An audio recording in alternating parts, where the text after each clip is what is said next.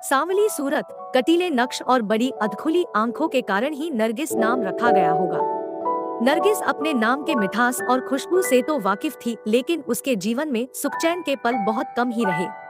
Team की संदूक पेटियां बनाने और पुराने संदूक रिपेयर करने वाले मुस्लिम परिवार का अंग थी नरगिस।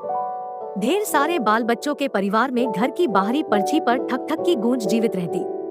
दिन भर 3 पत्थर को ठोक दुरुस्त कर विभिन्न आकार के संदूकों में बदला जाता। नरगिस के अब्बा का हुनर कस्बे में मशहूर था।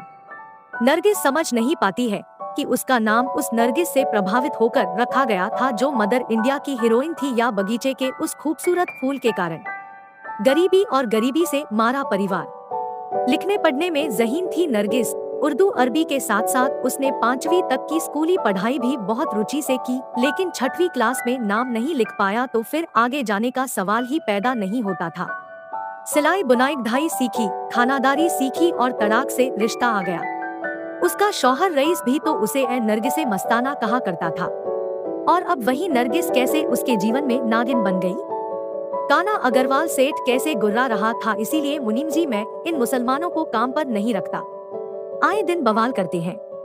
सोचा था कि गरीब है, मजबूर है, इज्जत से जी खा लेगी। नरगिस का बदन शर्म से गड़ा जा रहा था और रूह जैसे जिस्म से आजाद होना चाह रही थी। रईस बैसाखी लगाए अग्रवाल सेठ से पैसे मांग रहा था, इसका अब तक का तनख्वाह दे सेठ, अब ये तेरी दुकान में काम नहीं करेगी।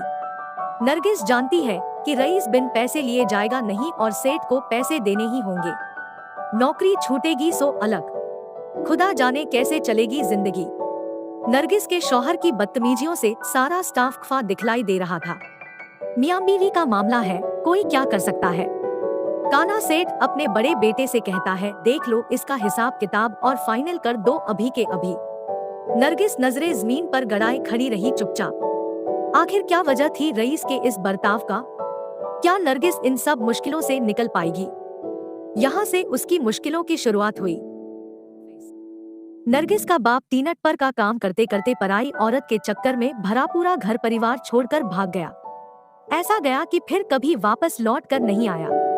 नरगिस की मां ने इस बात पर कोई कानूनी लड़ाई इसलिए नहीं लड़ी कि नरगिस के बाप ने अपने 4 बच्चों पर कोई हक नहीं जताया था। वह स्वच्छंद था। जहां उसका दिल लगा चला गया और फिर दोबारा उनके जीवन में लौटकर नहीं आया। बात इतनी रहती तो कोई बात नहीं थी। हुआ ये कि नरगिस के बाप के जाने के कुछ साल बाद नरगिस की मां ने एक गैर आदमी से नाता जोड़ लिया, और ये नाता गैरशरई यानी रीति रिवाजों से हटकर था। अब्बा की अनुपस्थिति में अम्मा से मिलने एक आदमी घर आने लगा। वह रात बिरात घर में रुकने भी लगा। उस आदमी के आने के बाद अम्मा के चेहरे पर चमक बढ़ गई थी। वह आदमी सभी बच्चों की तरफ आंख उठाकर देखता भी न था। लगता कि उसे सिर्फ अम्मा से मतलब था। वह आता और चुपचाप अम्मा के कमरे में घुस जाता। अम्मा भी उसकी खिदमत में जुट जाती। बिना किसी तरह के वैवाहिक वैधानिकता के वह आदमी माँ से मिलने आता और साधिकार रहता और फिर गायब भी हो जाता। नरगिस के भाई जो अब बड़े हो रहे थे माँ की इस हरकत के लिए कुछ न कहते, क्योंकि उस आदमी के आते रहने से और कोई दूसरा टपोरी उनके घर की तरफ गलत निगाह नहीं रखता था।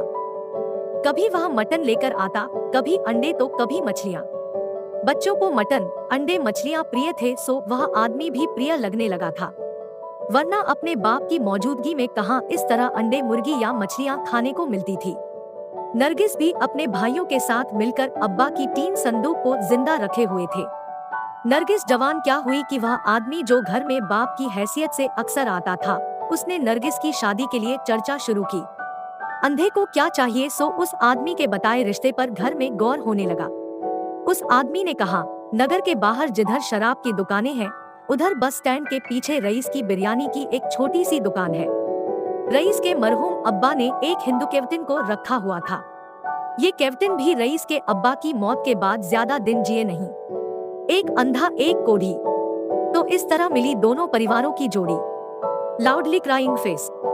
दोनों परिवारों में जबरदस्त साम्य था। दोनों परिवार सामाजिक रूप से बहिष्कृत थे और इसी आधार पर नरगिस और रईस का निकाह हुआ। नरगिस का शौहर बन चुका था रईस।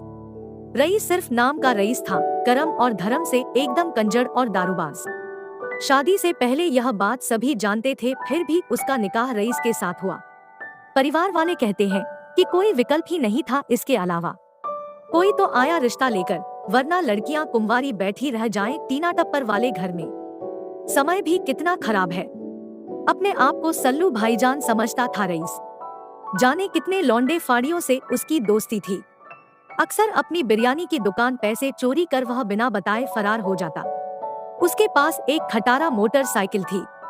कहते हैं कि रईस उस बाइक पर स्टंट भी किया करता। शादी के पहले साल रईस अपनी बीवी नरगिस पर दिलोजान से निछावर था। नरगिस के साथ संगत और सुरूर में या भावुक प्यार व्यार जैसी किसी शय के कारण उसने दारू न पीने की कसम भी खा ली थी। ऐसा नशा था नरगिस का रईस पर कि बाइक पर दोनों दूर दूर घूमा करते। लोकलाज की परवाह किए बिना रईस नरगिस के साथ अपनी बाइक पर ही लुत्रा शरीफ दरगाह की जियारत कर डाली।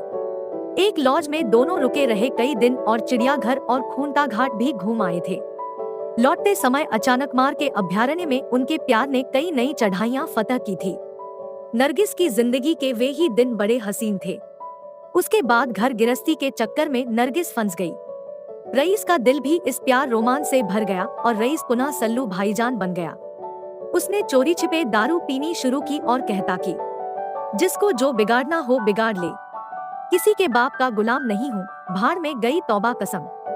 नरगिस को पढ़ने का बड़ा चाव था। घर में अखबार से लिपटा कोई सामान आता तो वह उसे संभाल कर रखती और फुर्सत होने पर अखबार की कतरन पढ़ा करती। एक बार उसने अखबार के पन्ने पर एक हेडिंग पढ़ी थी जिसकी दूसरी लाइन अखबार में नहीं थी और वह सोचती कि इस लाइन के होने न होने से मेरी जिंदगी में क्या ही बदलाव आने वाले हैं। शायद स्वतंत्रता दिवस से संबंधित कोई आलेख का शीर्षक था वह। नरगिस को अपनी जिंदगी बेनूर लगती थी। वह अक्सर गुनगुनाती, न कोई उमंग है न कोई तरंग है, मेरी जिंदगी है क्या कटी पतंग है। नरगिस कहती कि मुझे मेरी जिंदगी उस पतंग की तरह लगती है जो गिरते गिरते किसी पेड़ की शाख पर लटक जाती है या बिजली के तार में फंस जाती है, और अगर इसके बाद भी गिरी तो पतंग के पीछे भागते बच्चों के हाथ आकर चिंदी चिंदी हो जाती है। उसे अपनी इस नियति पर यकीन नहीं होता है। वह नहीं चाहती कि उसका हाल उस कटी पतंग की तरह हो, लेकिन उसके चाहने न चाहने से क्या होगा,